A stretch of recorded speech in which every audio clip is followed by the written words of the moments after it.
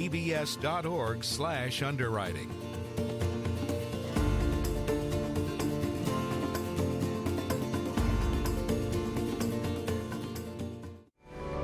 Coming up next on Arizona PBS, Life and World.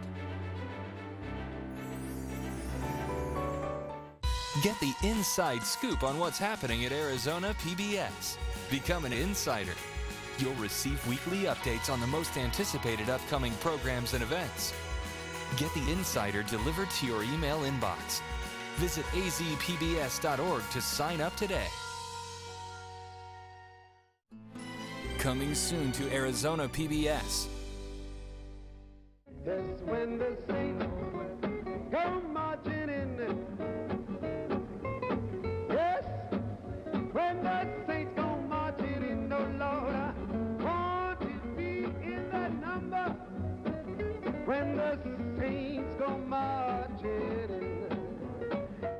Support for Arizona PBS comes from viewers like you and from Hospice of the Valley, medical, social, and spiritual care for patients nearing end of life, and support for their families. A not-for-profit community hospice, HOV.org. From the Cronkite Studios in downtown Phoenix, this is Cronkite News. Not going to come in and just immediately go and collect welfare. President Trump announces new immigration policy based on merit. We show you what the community has to say. Behind each service member is a spouse or a family. Plus, how a new program is helping military families reach their goals. And reporting an emergency might be a call away, but we tell you how a new system can make this even easier. Cronkite News starts now. Good evening and welcome to Cronkite News on Arizona PBS. I'm Devin Conley. And I'm Felisa Cardenas. Thank you for joining us. President Donald Trump today threw his support behind a Senate bill that could cut legal immigration in half. The RAISE Act would limit green cards to immigrants with high-end jobs, skills, and an ability to speak English. A move supporters say would help low-wage American workers by reducing competition for jobs. Cronkite News reporter Alex Valdez was outside the White House this morning, where news of the president's announcement spread quickly and drew a swift and angry response. I spoke to a group of protesters outside the White House this morning, and while they were there to rally their support for DACA protections, they had plenty to say about changes to legal immigration that were being proposed inside the White House. Policies that they are promoting only hurts vulnerable communities. To stay, here to stay. The policies he was talking about were those outlined in the Reforming American Immigration for Strong Employment Act. Trump says current U.S. policies gives too many green cards to low-wage immigrants who he said lower wages for workers here. Among those hit the hardest in recent years have been immigrants and, very importantly, minority workers competing for jobs against brand new arrivals. And it has not been fair to our people, to our citizens, to our workers. This land was made for you and The so-called RAISE Act would address that problem by cutting legal immigration in half. It would achieve those reductions with a merit-based immigration system to give out green cards. Immigrants would have to have a skill, speak English, and be able to support themselves. As a candidate, I campaigned on creating a merit-based immigration system that protects U.S. workers and taxpayers, and that is why we are here today, merit-based. Shame on this president. Shame. The Reverend Noel Anderson, who has advocated immigration reform in Tucson and other cities, said the country needs more understanding and fewer barriers. But my experience in Arizona is actually very similar to my experience throughout the country traveling around, is that those communities that have built relationships with immigrants in their midst, they start to understand what they go through.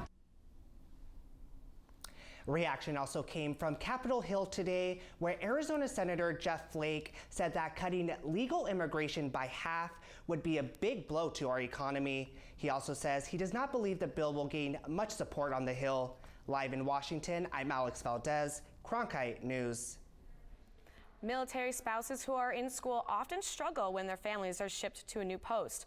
Cronkite News reporter Kevin Cusack tells us about a scholarship and career fund that will help them reach their goals. Spouses were moving every couple of years, and so their educations were being delayed. They were losing credits when they moved. They weren't picking portable careers. The National Military Family Association, known as NMFA, has a scholarship and career fund to help spouses of military personnel work towards their career. 10 spouses from Arizona were chosen from over 9,000 applicants worldwide. One of those recipients was Nikayla Chan, an Air Force spouse. It was pretty exciting. I actually called my husband, Jeff. I called him right away, and I was like, hey, I got the scholarship, because it really meant a lot to us, because it meant that I could take some prerequisite courses to fulfill my application for physician assistant school.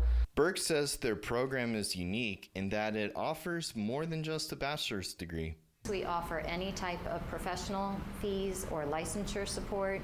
And then the last reason that we just started this year, which is unique, is that we now offer funding for spouse-owned businesses. So if someone's getting a business degree or starting their own business, we're now offering funding for those spouses as well. Nikayla plans to use her degree to become part of a neurosurgery team. Not only was it one step closer to my goal, but it also was a big relief for us. In Tucson, Kevin Cusack, Cronkite News. According to Kathleen Burke, the program was able to help more than 600 spouses with funding.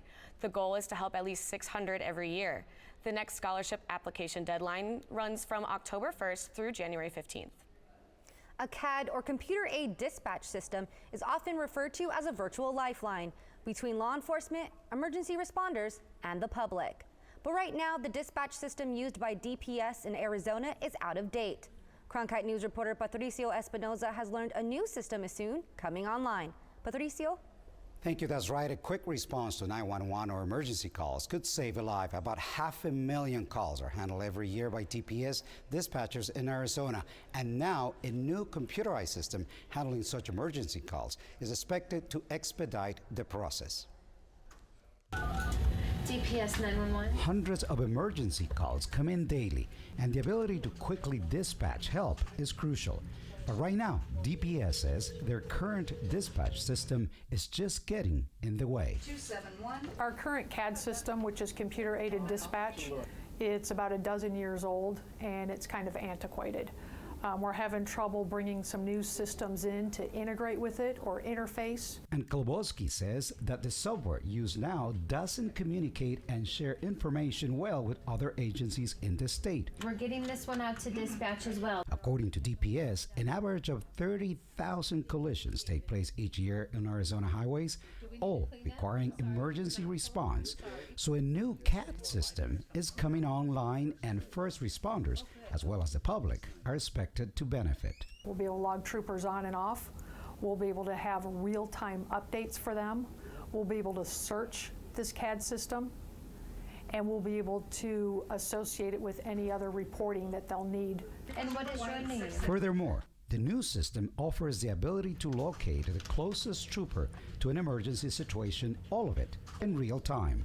Troopers will be seen on a mapping system, AVL, Automatic Vehicle Locator.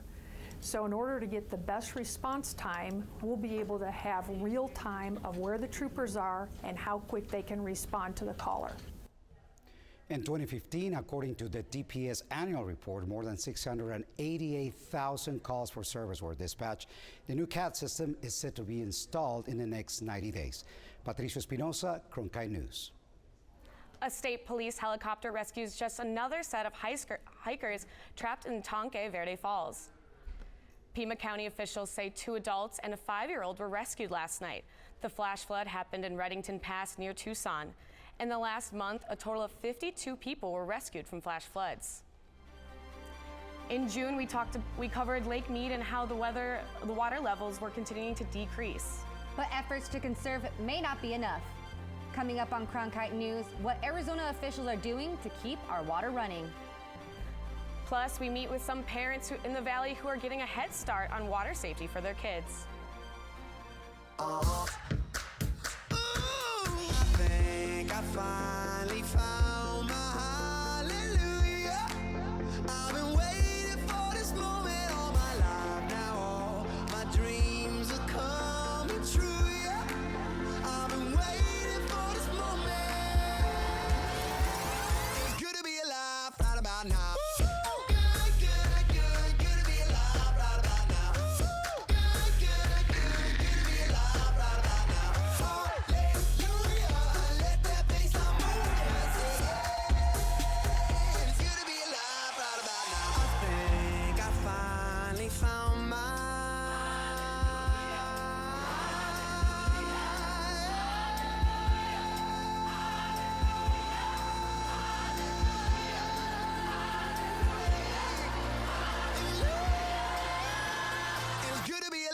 Right about now.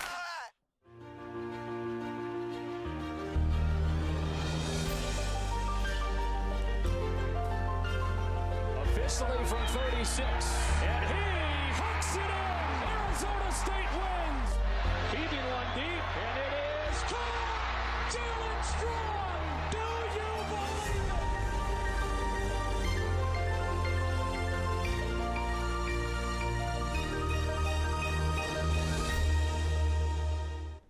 An Arizona water official was at a Senate hearing in Washington today, and Cronkite News reporter Emma Lockhart tells us how lawmakers are looking to address drought in Arizona. Arizona officials say that although the state is a leader in water conservation, there is still progress to be made to combat the nearly 20-year-old drought. It's an issue that Arizonans are used to. The state has been under an emergency drought declaration, but at a Senate meeting today, water officials and lawmakers came together to find solutions. Looking at more water conservation, more reuse of reclaimed water, recycling, and then even getting to the point of augmenting our water supplies, potentially through desalination and other methods in Arizona. Thomas Bushotsky spoke to a panel that included Senator Jeff Flake, who understands the demand for water. We live in an age, as we know, that you expect when you turn on the tap that there's water there, that the water will always be there, which means that supply certainty is critical. Finding supply certainly is critical. If Arizona's Lake Mead levels continue to decline, it could trigger a reduction in Arizona's share of water from the Colorado River. For us to lose 11% of our water supply, and the Colorado supplies 40% of our total supply, so that's a huge issue. Bushotsky says that working with surrounding states is key to making sure this doesn't happen. California, Arizona, and Nevada are currently working together on a drought contingency plan. Another concern at the hearing was President Donald Trump's proposed budget cuts. Bushotsky says that it could impact Arizona's efforts to manage the drought, forcing them to do more with less. Reporting outside the Capitol, Emma Lockhart, Cronkite News. Arizona is ranked number 2 in the nation for child drowning, and there were many ways to prevent this tragedy. Our Cronkite News reporter Emily Bloom tells us how a new program offers kids another line of defense. These infant swim lessons have been the root of a bit of controversy. Some feel it gives parents a false sense of security, while others worry about the beginning phases, which often include a few shed tears. But I spoke to one Valley mom, and as she tells us, her daughter went through a tremendous transformation in the water in the matter of just a few short weeks. Is that a big girl swim? 18-month-old Carmen is keeping cool this summer. Nice. Very nice.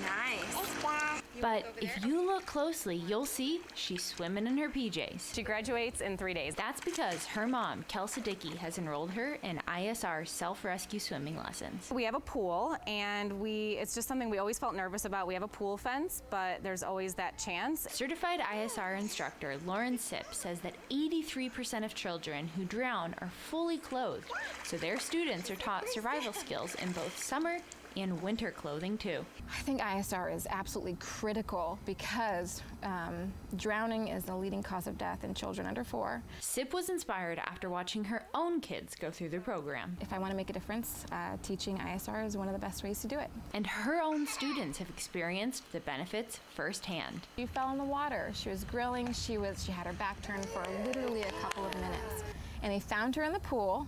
She was floating face up, and she was just like, "Hey, Mom, where have you been?" While the first few lessons weren't exactly easy, watching her struggle at first was definitely hard. Dickie knows it's worth it. I feel like my job is to prepare her for life, and sometimes that means overcoming challenges and figuring things out even though they're hard at first. Did you have fun? Good job.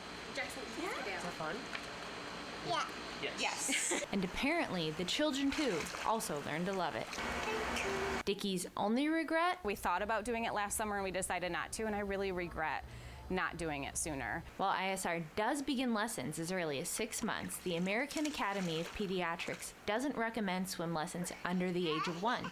And they say the lessons aren't a substitute for parental supervision. Now knowing that we have that extra time if something does happen, that she can save herself, it means the world to me. The ISR lessons typically last 6 weeks with 10-minute lessons 5 times per week. For more information, you can head to infantswim.com. In the Broadcast Center, Emily Bloom for Cronkite News. And if you're planning to go swimming anytime soon or head out for any outdoor activities, our weather reporter Blakely McHugh can help you plan ahead. That's right, Felisa. We're already feeling the effects of another small storm rolling through Arizona, but will that affect your weekend? Find out after the break. Go. Let's tell you how local high schools are working to protect athletes on the field. Heaven knows you're a dreamer. Don't hide it from anyone. Don't hide it from anyone. Hey, would you believe me if I said we are here for a reason now? This is our life. This is what counts. This is for us. I will go anywhere for you.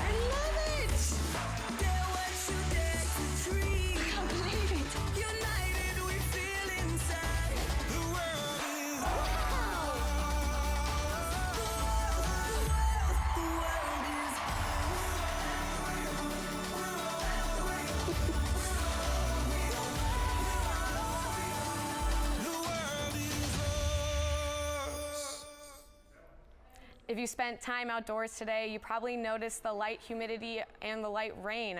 Our weather reporter, Blakely McHugh, is in the Weather Center to tell us if this will continue tonight and throughout the weekend.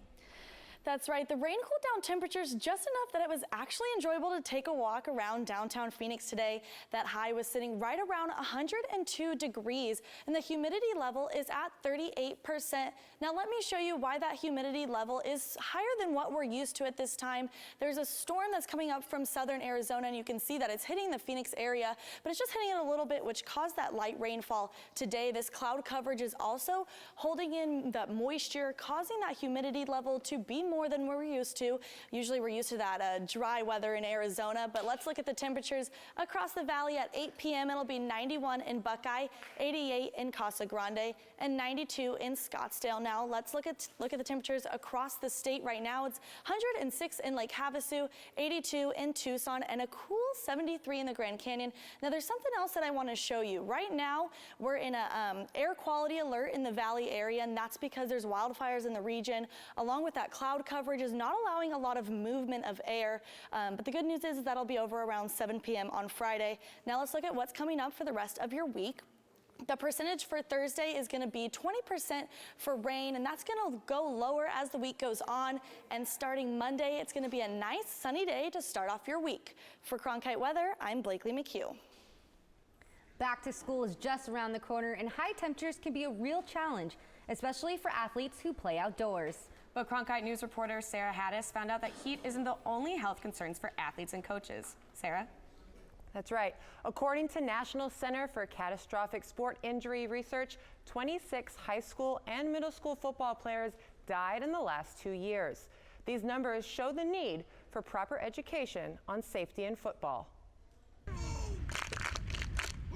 It's 110 degrees at 4 o'clock on a summer afternoon as Tempe McClintock High School's football team prepares for the upcoming season. Head coach Corbin Smith says the heat is a part of the game in Arizona, but it is critical for coaches to understand the danger that comes with it. Coaches need to be aware. They need to be educated. They need to educate their kids. They need to educate their parents. And, coaches, our responsibility is to keep the kids safe. Part of that education is coming through Head, Heart, and Heat, a national program that is being pushed locally by the Arizona Athletic Trainers Association.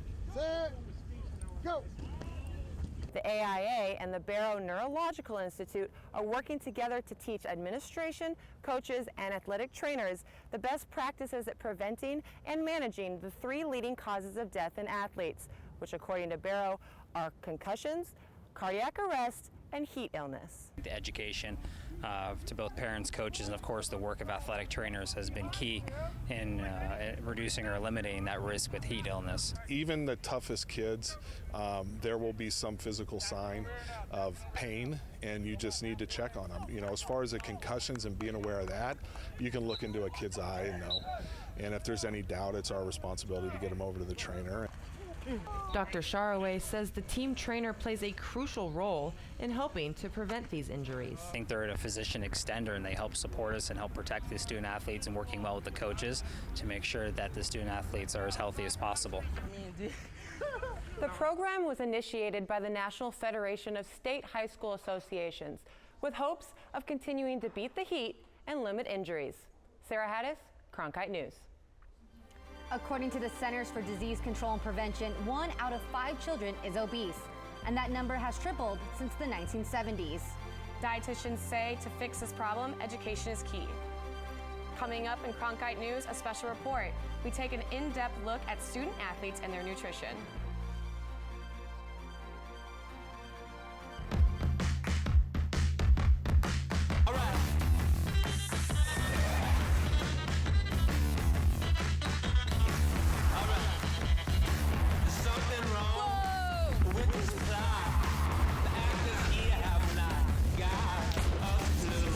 Fascinating.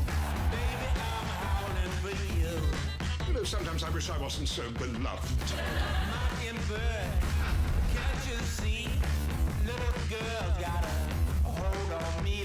Wow. Baby, I'm howling for you.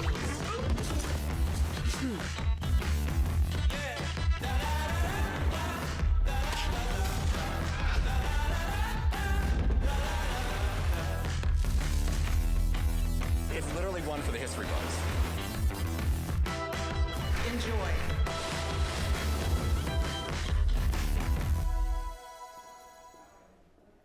Cronkite News has spent the last 3 months diving into the challenges young athletes face, including health, training, and bullying. Tonight, in a special report, we talk nutrition.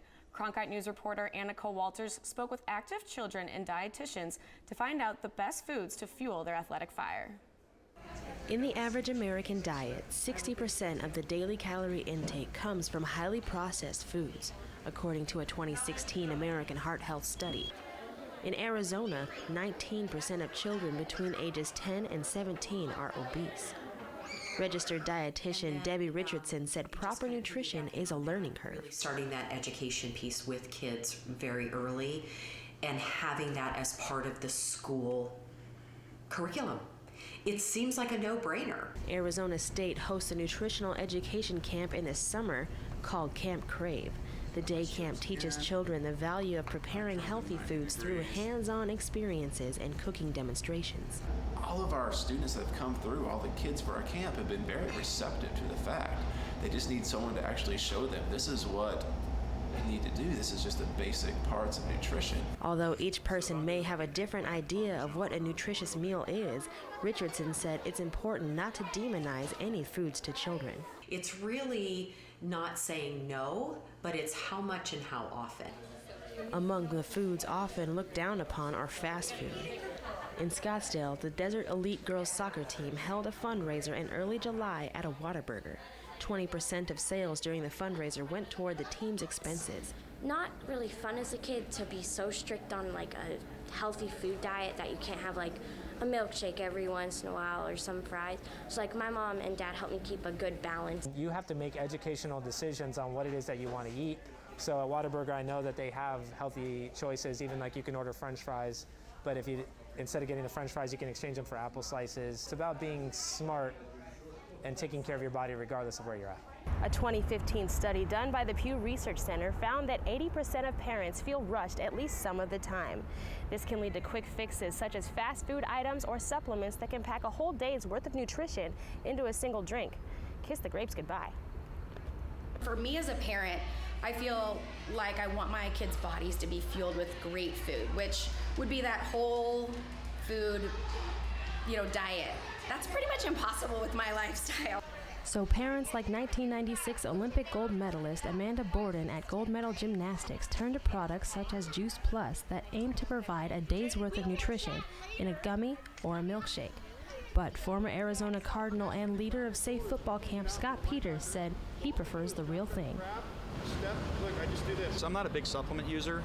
I believe in eating really nutritious foods, non-GMO foods, non-chemical, anything chemically, none of the preservatives, eating really whole foods. And it's hard to do this day and age because it's not convenient, but you're going to get more gas. The way I'll tell these guys, you're a high-performance vehicle. You don't put lousy gasoline in your car. According to a study done by the Canadian Pediatric Society, lack of proper nutrition may result in stifled growth, delayed puberty, menstrual dysfunction, and increased chances of fatigue. In Phoenix, Annika Walters, Cronkite News. That story was part of a special project called Youth Sports Issues in Progress. We'll have continuing coverage at cronkitenews.azpbs.org. Cronkite News is proud to be the news division of Arizona PBS. Here's what's coming up on the Arizona Horizon and PBS NewsHour. On the next Arizona Horizon, new money to help fight homelessness in Maricopa County. And 60 local businesses show support for public accommodations for the LGBT community. That's on the next Arizona Horizon. I'm Judy Woodruff. On the next NewsHour, we kick off a special series on the growing problem of antibiotic resistance and the efforts to find new drugs. That's Wednesday on the PBS NewsHour. That's it for Cronkite News tonight. Thanks for joining us. For top Arizona stories anytime, go to cronkitenews.azpbs.org.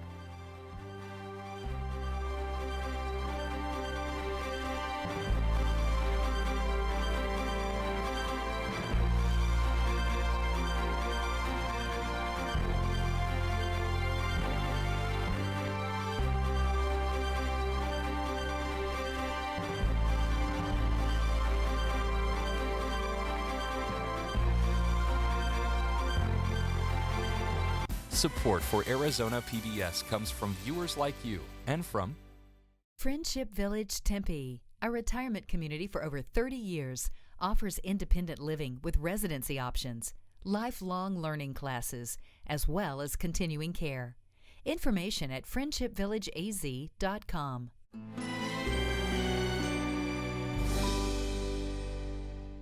They lived on the rooftop of the world. When did they come here? What were their origins? Buried in caves with strange occult objects. But who were they? What we really needed was DNA.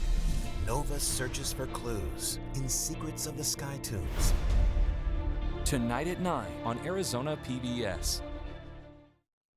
Explore new ideas and new worlds here on Arizona PBS, a community service of Arizona State University.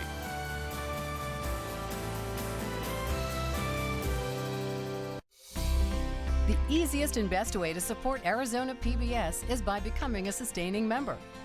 Your monthly contribution of $5 or more comes directly from your bank account or credit card, so you know your membership is always current.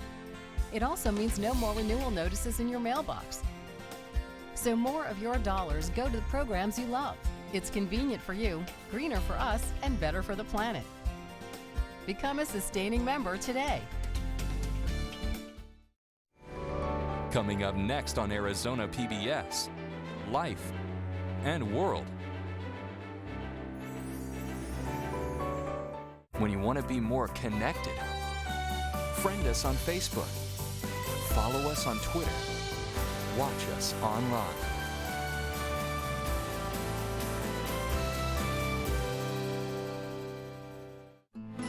Coming soon to Arizona PBS.